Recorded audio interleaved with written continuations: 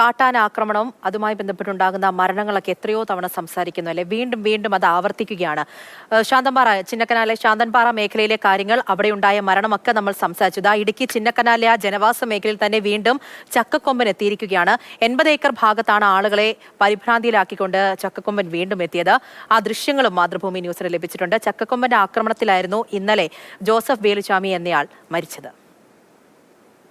Chinnakanal 80 acre ഭാഗത്ത് ഇന്ന് രാവിലെ 8 മണി 8:30 സമയം മുതൽ നിലയുറപ്പിച്ചിരിക്കുന്ന ചക്കക്കൊമ്പൻ ഈ ജനവാസ മേഖലയിൽ തന്നെ തുടരുകയാണ്. ഇപ്പോഴും ഉൾവനത്തിലേക്ക് പോകാൻ സാധിച്ചിട്ടില്ല.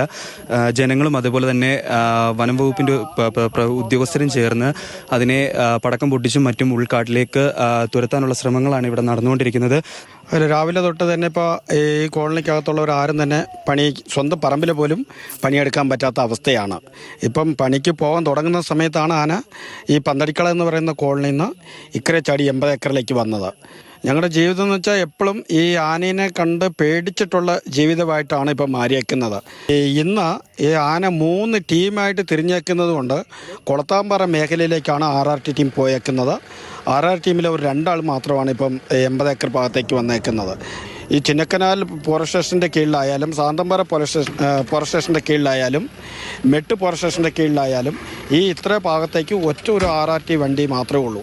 അപ്പം ചുരുക്കം പറഞ്ഞാൽ ഇവർക്ക് സൗകര്യങ്ങൾ വളരെ കുറവാണ്. RRT ടീം എത്തിപ്പെടാനുള്ള സൗകര്യവും പിന്നെ അതുപോലെ ഈ ആനേനെ ജനവാസ മേഖലയിൽ നിന്ന് വേറെ ഏരിയയിലേക്ക് മാറ്റാനുള്ള പടക്കങ്ങളോ അതുപോലെ ആനേനെ ഓടിക്കാനുള്ള ഉപകരണങ്ങളോ ഒന്നും തന്നെ RRT കയ്യിൽ കൊടുക്കുന്നില്ല.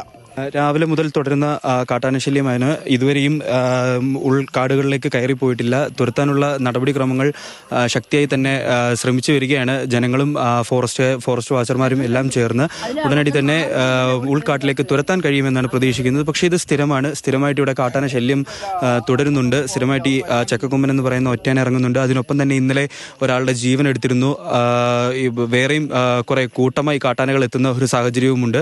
അത്തരത്തിലാണ് ഇവിടുത്തെ ഈ ചിന്നക്കനാൽ പ്രദേശത്തെ ഒരു ദിവസേനയുള്ള ആളുകളുടെ ജീവിതം മുന്നോട്ട് പോയിക്കൊണ്ടിരിക്കുന്നത്.